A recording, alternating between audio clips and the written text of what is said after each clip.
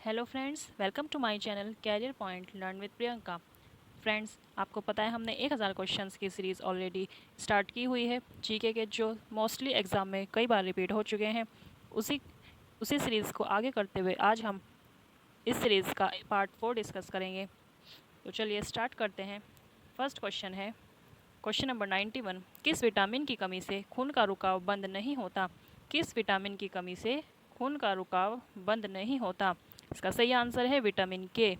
Vitamin के की कमी से खून का रुकाव बंद नहीं होता। विटामिन के की कमी से खून का रुकाव बंद नहीं होता।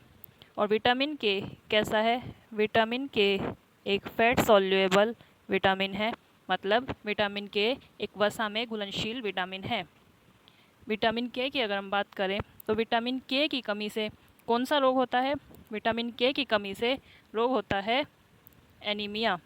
विटामिन के की कमी से कौन सा रोग होता है? एनीमिया। क्योंकि विटामिन के की कमी से हमारे शरीर में जो है खून का रुकाव बंद नहीं होता, मतलब खून लगातार बहता रहता है, जिस वजह से हमारे शरीर में खून की कमी हो जाती है और एनीमिया रोग हो सकता है। और खून की कमी से और कौन सा रोग हो सकता है? खून की कमी से हमारी किडनी फेल होने की भी संभावना हो सकती है, मतलब विटामिन के की कमी से हमारी किडनी फेल होने की पॉसिबिलिटी भी हो सकती है।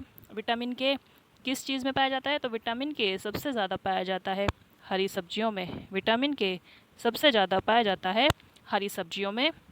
तो विटामिन के की कमी से खून का रुकाव बंद नहीं होता, क्योंकि हमारे शरीर में खून का ब्लड की क्लॉट्स नहीं बनती हैं। नेक्स्ट क्वेश्चन है हिंदी दिवस कब मनाया जाता है? हिंदी दिवस कब मनाया जाता है? राइट आंसर 14 सितंबर। हिंदी दिवस 14 सितंबर को मनाया जाता है। इससे रिलेटेड मैं आपको एक्स्ट्रा इन्फॉर्मेशन बता देती हूँ कि 14 सितंबर सन 1949 में संविधान सभा में यह निर्णय लिया गया कि हिंदी भारत की राजभाषा होगी।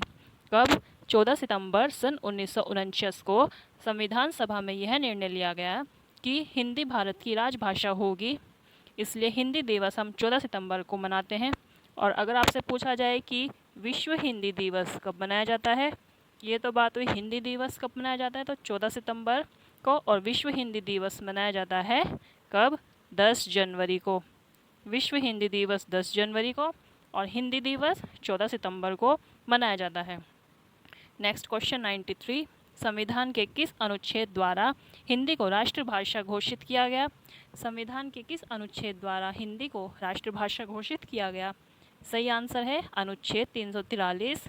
आर्टिकल 343 के अधीन संविधान में हिंदी को राष्ट्रभाषा घोषित किया गया। Next question 94। ओलंपिक खेलों की एकल स्पर्धा में स्वर्ण पदक जीतने वाले एकमात्र भारतीय खिलाड़ी कौन है? ओलंपिक खेलों की एकल स्पर्धा में किस खिलाड़ी ने गोल्ड मेडल जीता है? तो राइट आंसर है अभिनव बिंद्रा। अभिनव बिंद्रा ने ओलंपिक गेम्स में इसकी एकल स्पर्धा में स्वर्ण पदक जीतने वाले एकमात्र भारतीय खिलाड़ी, एकमात्र भारतीय हैं अभिनव बिंद्रा। अभिनव बिंद्रा ने 10 मीटर की एयर राइफल में 11 अगस्त सन 2008 को बीजिंग में जो ओलंपिक गेम्स हुए थे उसमें गोल्ड मेडल जीता था। कब? अभिनव बिंद्रा ने 10 मीटर की एयर राइफल में 11 अगस्त सन 2008 को बीजिंग में ओलंपिक गेम्स में गोल्ड मेडल जीता। नेक्स्ट क्वेश्चन है 95 कि ओलंपिक खेलों का आयोजन कितने वर्षों के बाद होता है? तो ओलंपिक खेलों का आयोजन आप सभी को पता है हर 4 वर्ष के बाद ओलंपिक खेल आयोजित किए जाते हैं। नेक्स्ट क्वेश्चन है सन 2016 में ओलंपिक खेल कहाँ हुए? सन 2016 में ओलंपिक खेल कहाँ हुए थे? तो इसका सही आंसर है रियो डी जेनेरियो। सन 2016 में ओलंपिक खेल हुए थे रियो डी जेनेरियो में। और अब इसके बाद ओलंपिक खेल होंगे 2021 में जो कब से कब तक? 23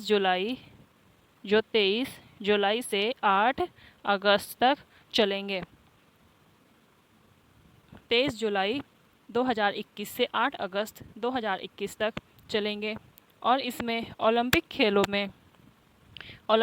में 200 से ज़्यादा देश इसमें पार्टिसिपेट करते हैं। और इसकी बात की जाए कि ओलंपिक खेलों की शुरुआत कब हुई, तो ओलंपिक खेल इनकी शुरुआत हुई 1896 सन 1896 में ओलंपिक खेलों की शुरुआत हुई। नेक्स्ट क्वेश्चन है, अंतर्राष्ट्रीय मानव अधिकार दिवस कब मनाया जाता है? अंतर्राष्ट्रीय मानव अधिकार दिवस कब मनाया जाता है? राइट आंसर है 10 दिसंबर। 10 दिसंबर को अंतर्राष्ट्रीय मानव अधिकार दिवस के रूप में मनाया जाता है। नेक्स्ट क्वेश्चन है 98 कि हरियाणा की कौन सी नस्ल की भैंस प्रसिद्ध है? हरियाणा की कौन सी नस्ल की भैंस प्रसिद्ध है? इसका राइट आंसर है मुर्रा। हरियाणा की मुर्रा नस्ल की भैंस सबसे ज़्यादा प्रसिद्ध है।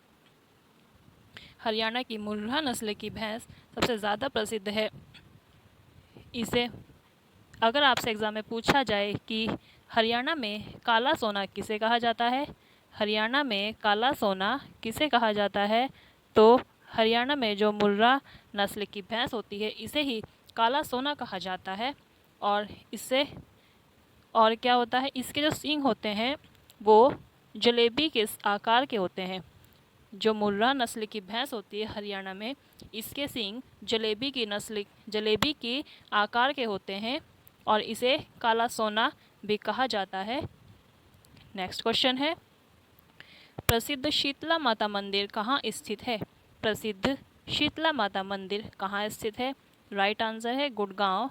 प्रसिद्ध शीतला माता मंदिर गुड़गांव में स्थित है, जिसका नाम अब बदलकर क्या हो गया? गुड़गांव का नाम अब बदलकर हो गया है गुरुग्राम। नेक्स्ट क्वेश्चन है, विशाल हरियाणा पार्टी किसने बनाई थी? विशाल हरियाणा पार्टी किसने बनाई थी? Right answer Rao Virendra Singh. Vishal Haryana party Rao Virendra Singh ने बनाई थी। नेक्स्ट क्वेश्चन, हरियाणा का क्षेत्रफल कितने वर्ग किलोमीटर है? हरियाणा का क्षेत्रफल कितना वर्ग किलोमीटर है? तो इसका सही जवाब है 44,212 वर्ग किलोमीटर। 44,212 वर्ग किलोमीटर है हरियाणा का क्षेत्रफल। और नेक्स्ट क्वेश्चन, हरियाणा के पहले मुख्यमंत्री कौन थे? हरियाणा के पहले मुख्यमंत्री कौन थे? इसका आंसर है पंडित भगवत दयाल शर्मा हरियाणा के पहले मुख्यमंत्री थे। और ये अगर आपसे पूछा जाए कि पंडित भगवत दयाल शर्मा जो हरियाणा के पहले मुख्यमंत्री थे वो किस पार्टी से संबंधित थे, तो ये इंडियन नेशनल कांग्रेस यानी कि भारतीय राष्ट्रीय कांग्रेस से संबंधित थे। और हरियाणा के वर्तमान में जो मुख्यमंत्री हैं वो कौन है? आप सभी को पता है, वो है मनोहर लाल खट्टर। हरियाणा के वर्तमान जो मुख्यमंत्री है वो है मनोहर लाल खट्टर, जो कौन से नंबर के मुख्यमंत्री हैं? ये 18वें नंबर के मुख्यमंत्री हैं हरियाणा के, और पहले मुख्यमंत्री थे भगवत दयाल शर्मा। नेक्स्ट क्वेश्चन है, किस देश की स्थल सीमा सबसे ज़्यादा देशों के साथ लगती है? किस देश की स्थल सीमा सबसे ज़्यादा देशों के साथ लगती है? तो राइट आंसर है चीन। चीन देश की जो स्थल सीमा है, बाउंड्री है, वो सबसे ज़्यादा देशों के साथ अटैच होती है। और चीन के बारे में बात करें तो चीन जो है नक्शे में पूर्वी एशिया में स्थित है। चीन कहाँ स्थित है? पूर्वी एशिया में। यहाँ की मुद्रा क्या है? चीन की मुद्रा है युआन। चीन कहाँ पर स्थित है? पूर्वी एशिया में, और यहाँ की मुद्रा है युआन। और चीन की अगर बात की जाए प्रेसिडेंट की, तो चीन के प्रेसिडेंट आप सभी को पता है कौन है? Xi Jinping. चीन के प्रेसिडेंट हैं वर्तमान में शी जिनपिंग। और चीन के जो बात की जाए पीएम यानी कि वहाँ के जो प्राइम मिनिस्टर हैं, चीन के जो प्राइम मिनिस्टर हैं उनका नाम है ली कीयांग। चीन के प्राइम मिनिस्टर है वर्तमान में ली कीयांग। और चीन के जो ये राष्ट्रपति हैं शी जिनपिंग, ये चीन के राष्ट्रपति कब बने? तो ये चीन के राष्ट्रपति बने 14 मार्च सन 2013 में। शी जिनपिंग ने चीन के राष्ट्रपति के रूप में पद संभाला था। और नेक्स्ट क्वेश्चन है अब क्वेश्चन नंबर 104 कि बैरोमीटर के पठन में तेजी से गिरावट किस बात का सूचक है? बैरोमीटर के पठन में तेजी से गिरावट किस बात का सूचक है?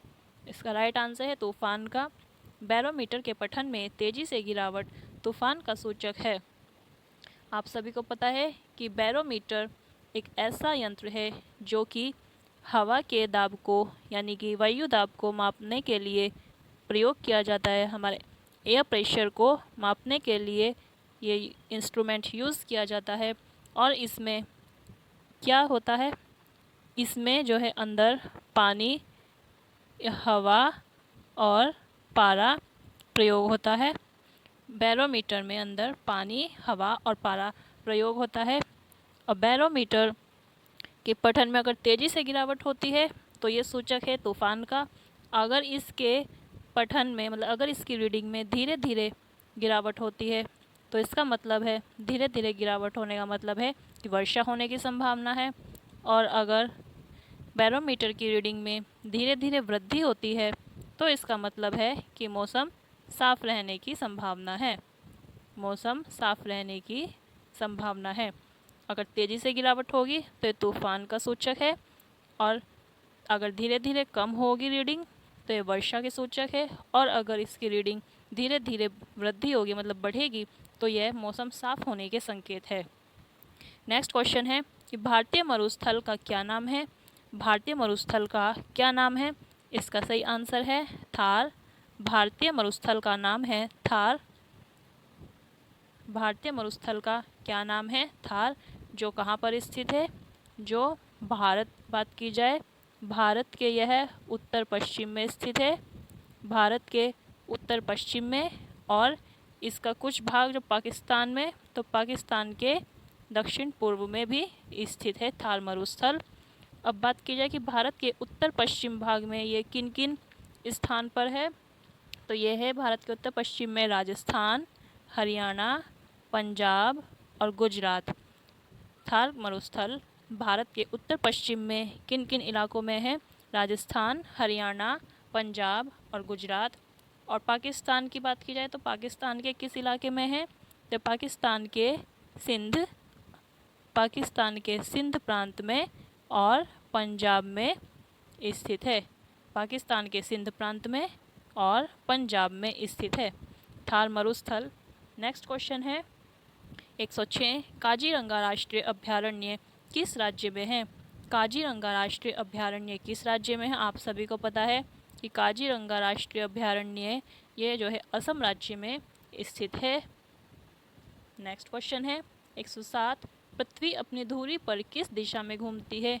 मोस्ट इम्पोर्टेंट क्वेश्चन, आप सभी को पता होगा इसका आंसर कि पृथ्वी अपनी धुरी पर किस दिशा में घूमती है। तो इसका सही आंसर क्या है? इसका सही आंसर है पश्चिम से पूर्व की ओर पृथ्वी अपनी धुरी पर वेस्ट से ईस्ट की डायरेक्शन में घूमती है। नेक्स्ट क्वेश्चन है क्वेश्चन नंबर 108, उज्जैन किस नदी के किनारे बसा है? उज्जैन नगर किस नदी के किनारे बसा है? इसका सही आंसर है शिप्रा नदी। उज्जैन शिप्रा नदी के किनारे बसा है।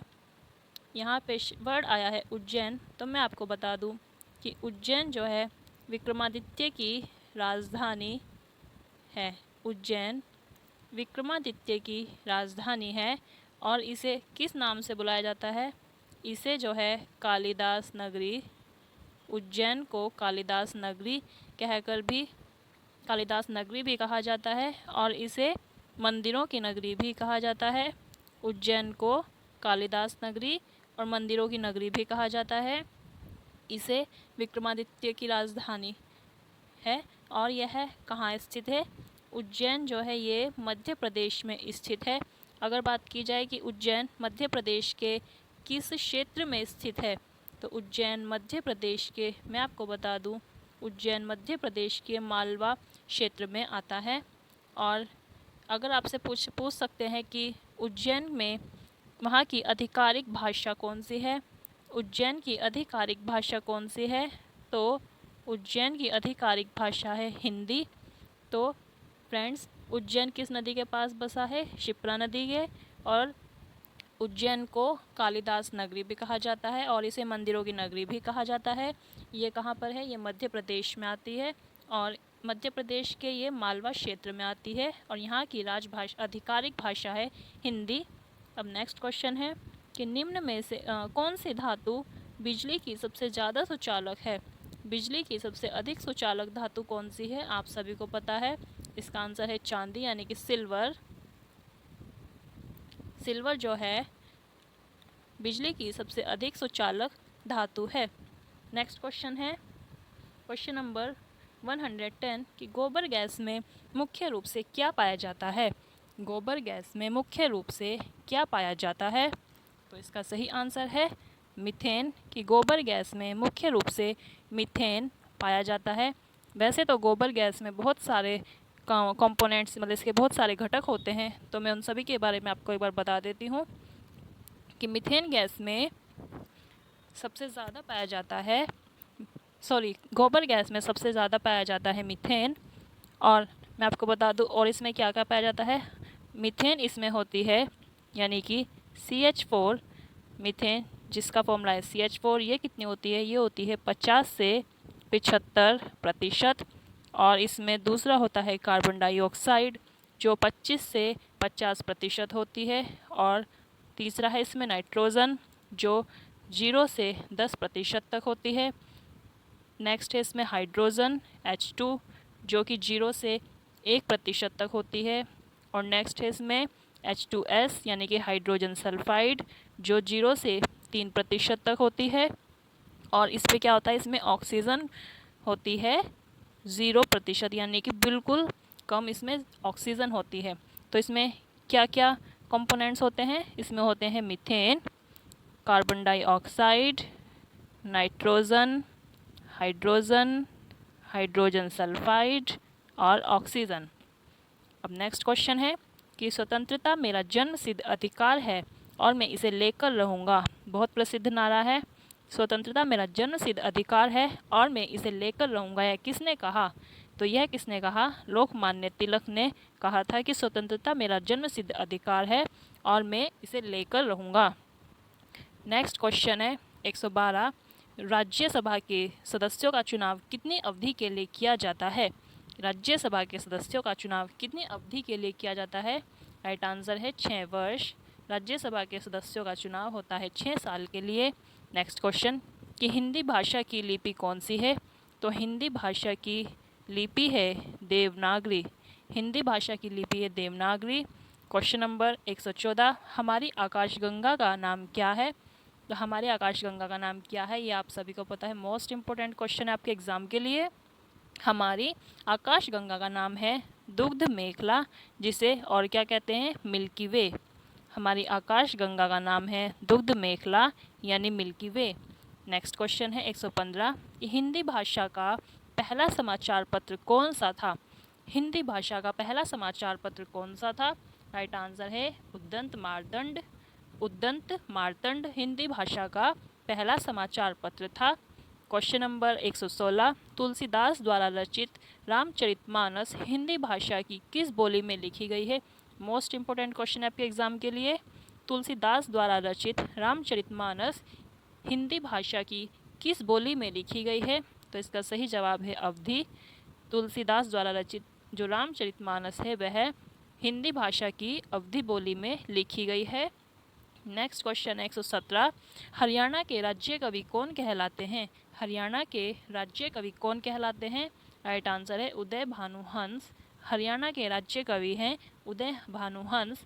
क्वेश्चन नंबर 118, आधुनिक ओलंपिक खेलों की शुरुआत कब और कहां से हुई? आधुनिक ओलंपिक खेलों की शुरुआत कब और कहां से हुई?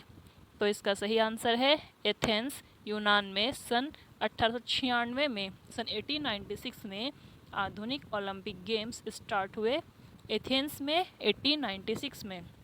नेक्स्ट क्वेश्चन है कि भारत ने किस खेल में ओलंपिक खेलों में 8 बार स्वर्ण पदक जीता? भारत ने ओलंपिक खेलों में किस खेल में लगातार 8 बार गोल्ड मेडल जीता? तो इसका सही आंसर आप सभी को पता होगा, इसका सही आंसर है हॉकी। तो भारत ने हॉकी में ओलंपिक खेलों में 8 बार स्वर्ण पदक जीत चुका है। नेक्स्ट क्वेश्चन, वीडियो का लास्ट क्वेश्चन है कि भारत ने आखिरी बार हॉकी में स्वर्ण पदक कब और कहां जीता था? भारत ने आखिरी बार हॉकी में स्वर्ण पदक कब और कहां जीता था? राइट आंसर है सन 1980 में मॉस्को में भारत ने आखिरी बार हॉकी में स्वर्ण पदक जीता। मॉस्को में और कब जीता? सन 1980 में। सो फ्रेंड्स, आई होप आपको वीडियो पसंद आई होगी। अगर वीडियो पसंद आई है तो प्लीज़ हमें कमेंट करके बताएं, वीडियो को लाइक करें और चैनल को सब्सक्राइब भी करें। Thanks for watching this video.